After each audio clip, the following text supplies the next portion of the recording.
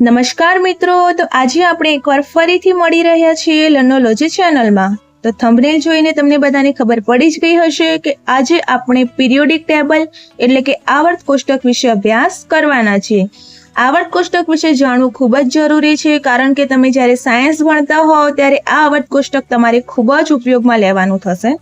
તમે જે સ્ક્રીન ઉપર ફોટો જોઈ રહ્યા છો એ અત્યારના આધુનિક આવર્ત કોષ્ટકનો છે, જેમાં તમને 118 તત્વો જોવા મળશે। તમે 6 થી 8 ધોરણમાં જ્યારે વિજ્ઞાન ભણી રહ્યા છો ત્યારે તમારે વધારે નહીં તો 1 થી 30 તત્વોની તો તમને જાણકારી હોવી જ જોઈએ, જે તમારા અભ્યાસમાં તમને મદદરૂપ થશે। તો આ આવર્ત કોષ્ટકની માહિતી આપણે થોડી ઘણી મેળવીશું। ઓકે, તો ચાલો જાણીએ કે આવર્ત કોષ્ટક એ શું છે અને એની શરૂઆત કોણે કરી।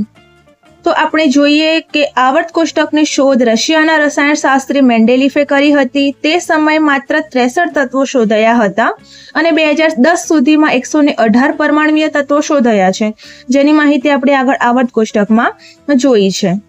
હવે આપણે એ જાણીએ કે પ્રાકૃતિક તત્વો કેટલા છે। તો આપણી પ્રકૃતિમાં ફક્ત 94 તત્વો છે, પરંતુ બીજા તત્વોનું પ્રયોગશાળામાં સંશ્લેષણ કરાવ્યું છે, એટલે કે આપણે પ્રયોગશાળામાં નવા બીજા તત્વો બનાવ્યા છે અને ટોટલ 118 તત્વો અત્યાર સુધીમાં આપણે આવર્ત કોષ્ટકમાં જોઈ શકીએ છીએ। તો આજે આપણે એમાંથી ધોરણ 6 થી 8ના વિદ્યાર્થીઓને 1 થી 30 તત્વો તો ખાસ તૈયાર કરી રાખવાના છે। જેમ કે તમે સ્ક્રીન ઉપર જોઈ રહ્યા છો, 1 થી 10 તત્વો આપેલા છે, પરમાણુ ક્રમાંક, તેનું નામ, તેનું સંજ્ઞા, એ બધું આપણે તૈયાર કરવાનું છે। આપણે ક્રમ પ્રમાણે નામ યાદ રાખવાના છે, જેનું તમારે આગળ જતા ફાયદો થશે। હવે બીજા જ ચિત્રમાં તમે જોઈ શકો છો કે 11 થી 20 તત્વો આપેલા છે। આપણે જોઈએ કે તેનું નામ સોડિયમ છે તો તેની સંજ્ઞા Na છે, મેગ્નેશિયમ છે તો તેની સંજ્ઞા Mg છે। એમ અલગ અલગ પરમાણુ તત્વો હશે, એ દરેકની સંજ્ઞા અલગ અલગ હશે। આ વિડીયોમાં મેં તમને 1 થી 30 તત્વો, એના પરમાણુ ક્રમાંક, નામ અને સંજ્ઞા સાથે તમને આપેલા છે।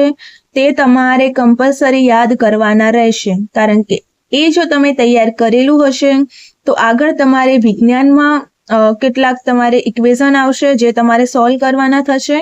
જેમ કે હું તમને એક્ઝામ્પલ આપું કે મીઠાનું અણુસૂત્ર શું છે, તો NaCl, સોડિયમ ક્લોરાઇડ। પણ તમને એ જ ખબર નહીં હોય કે Na એટલે સોડિયમ થાય અને Cl એટલે ક્લોરીન થાય, અને NaCl સોડિયમ અને ક્લોરીન મળીને મીઠું બને છે। તો જ્યારે તમને પીરિયોડિક ટેબલના આ જે પરમાણુ તત્વો ખ્યાલ હશે તમને એનો આઈડિયા આવશે। તો મિત્રો, પીરિયોડિક ટેબલ જોઈને તમે જરાય ગભરાતા નહીં। તમારે અત્યાર માટે ફક્ત 1 થી 30 તત્વો તૈયાર કરવાના છે, જેનો આપણે આગળ જ્યારે વિજ્ઞાનમાં કન્ટેન્ટ ભણીશું ને ત્યારે આપણે એનો ઉપયોગ જરૂરથી કરીશું। હવે આગળના વિડીયોમાં આપણે ધોરણ 6 થી 8નું કન્ટેન્ટ ભણવાનું છે। તો આઈ હોપ કે તમને મારો આ વિડીયો ગમ્યો હશે અને આગળ પણ મારી ચેનલ સાથે જોડાયેલા રહેશો।